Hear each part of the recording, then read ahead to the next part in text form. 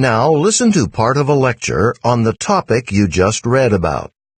Unfortunately, none of the arguments about what the Chaco great houses were used for is convincing. First, sure, from the outside, the great houses looked like later Native American apartment buildings.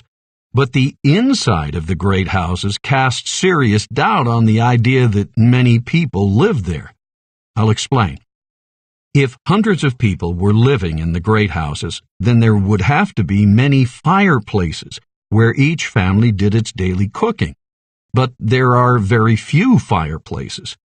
In one of the largest great houses, there were fireplaces for only around 10 families. Yet there are enough rooms in the great house for more than 100 families.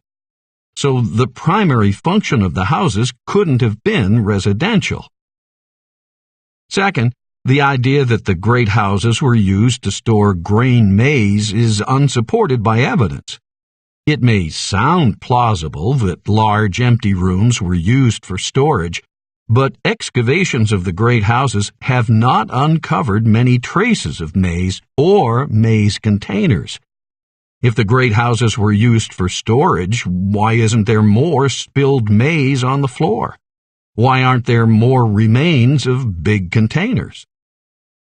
Third, the idea that the great houses were ceremonial centers isn't well supported either. You know that mound at Pueblo Alto? It contains lots of other materials besides broken pots, stuff you wouldn't expect from ceremonies.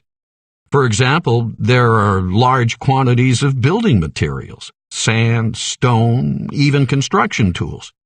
This suggests that the mound is just a trash heap of construction material, stuff that was thrown away or not used up when the house was being built.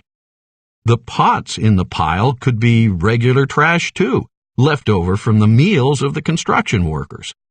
So the Pueblo Alto mound is not good evidence that the great houses were used for special ceremonies.